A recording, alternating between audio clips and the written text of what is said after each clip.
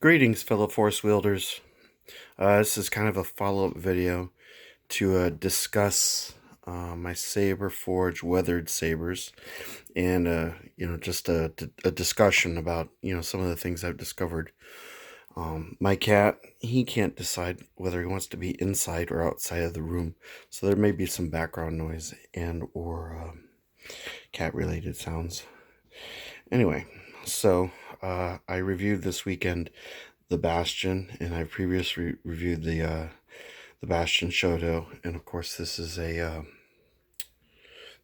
Nova. And well, there he goes. He's being neglected, so he's off crying.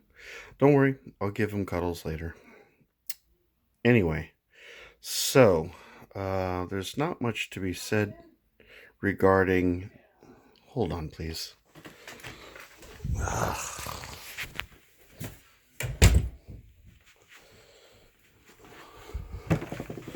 I'm back. Sorry about that. Okay, so anyway, regarding the weathering of the Shoto, I find that the weathering is a little bit odd, and as I mentioned before, it kind of makes it look like a tree trunk. I don't have to elaborate too much on it. I mean, you have the normal wear that you would see on like contact points, and it's not bad, but it's a little bit much. It just looks like 100-year-old tree.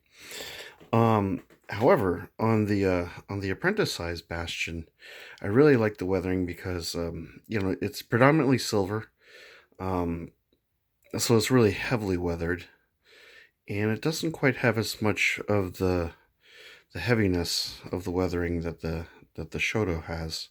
However, um, I think a lot of that has to do with the fact that it's a larger hilt, so the striations or the layers of the weathering seem to be spread out a little bit more, and it also seems like they really concentrated on getting the weathering effect on the edges. It sort of gives it the feel that everything's worn away. And it's interesting how they approached the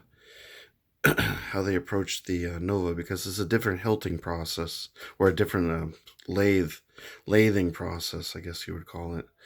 So it's hard for them to get, in these little sections like this, it's hard for them to get that striation effect.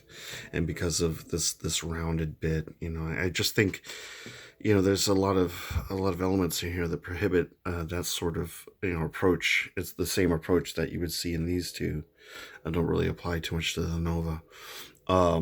I did notice, and I mentioned in a comment, that under certain light, not this light, there's actually kind of a bluing in the highlights of this area through here and all through here, and on the other side, the corresponding areas. Maybe you can kind of pick it out here. It's a very subtle bluing, but it's there, and I really appreciate that. The other thing I noticed is I really like the weathering that they did on the emitter of this. It just kind of, everything sort of gives it that natural sort of wear feel, especially around the trigger section and around the windows of the emitter. And so that sort of covers, just the talking points I wanted to make regarding the weathering. Overall, I do enjoy it. These two more so than this one. This one's a little bit heavy. I would actually, if I had the time or the concern, get in there and kind of maybe wear some of this away, but I'd be afraid of like overall ruining the sheen. Two things I've learned. I've been wielding these two a lot. The Nova, I think I maybe mentioned, I removed the Saberforge blade, which is just like about 10 pounds too heavy, and put on a custom saber shop, just a standard show blade on that. And I found that this is immensely wieldy. It's so easy to handle and maneuver and do spins and all the tricks of the trade that one would want to do with a saber. It's very forgiving, and this hilt feels like you're actually handling a weapon meant to be manipulated by someone with some skill with a sword. It feels very much like the the handle of a katana, and I'm finding that this one is just almost a dream to deal with. One thing that did occur is the GovernTech wheel. It shifted, and when it shifted, it actually straightened out a bit, and it was loose. And I had to try to find the appropriate Allen wrench key to sort of secure this in place, which I didn't have. So I had to fudge with a flathead screwdriver, and it was hard to find one of those sufficient. I definitely do need to get in here with a new Allen wrench. I just need to get like a more comprehensive set and find something of the proper gauge and really tighten this thing, because I'm afraid it'll come loose again. So that was kind of like a Saberforge issue, but not a major one. The Bastion, I've been wielding this one a hell of a lot, and it's kind of the same story as with the Nova. It has really good balance, and even with all these little bits that tend to be a little bit on the sharp side. It's just such a wieldy saber. Again, it does spins and all the tricks of the trade effortlessly. Really good balance. And my only complaint with this one is that I find that the Nano Biscotti V3 isn't very responsive, so the swing sounds don't really kick in as reliably as even it would with a Pico Crumble or something like that, or any of my other sabers. Even the Obsidian is more responsive than this. I've tried to, kind of like fiddle with the chassis to kind of get it situated inside the hilt to make it a little bit more responsive. But it is what it is. So this saber, this particular soundboard sounds good, looks good. And the clash works amazingly, and it just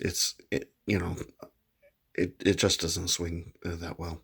I even went into the settings to look at the configuration to see if I could adjust that, and it was already kind of maxed out to the point where anything I did would have been pointless.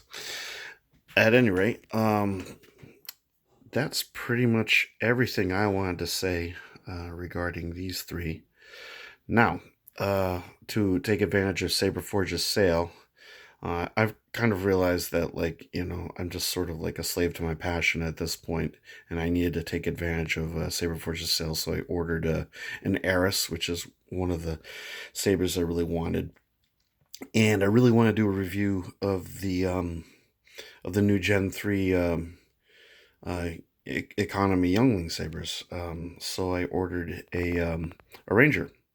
And at some point, I'll probably order another Defender, and I'm going to do a Defender comparison between a Gen 1 and a Gen 3, just so you guys can, kind of see what the differences are between those two, and, give you a little bit of fuel to go on. So when those arrive, probably hopefully anywhere between 2 weeks, I guess, on the Ranger, and who knows how long it'll take to get the Eris. Hopefully it won't be that long. So the Eris is actually going to come with the veteran sound, so you'll have another sound saber to kind of marvel at. At any rate, I've rambled on quite long enough. I hope everyone has enjoyed this review and discussion. I invite you to discuss in the comments if you're so inclined. I really like answering your questions and interacting with all you fine people. At any rate, please feel free to subscribe and like this video if you're so inclined. And I will see you next time. Thank you very much, and have a wonderful day. Bye.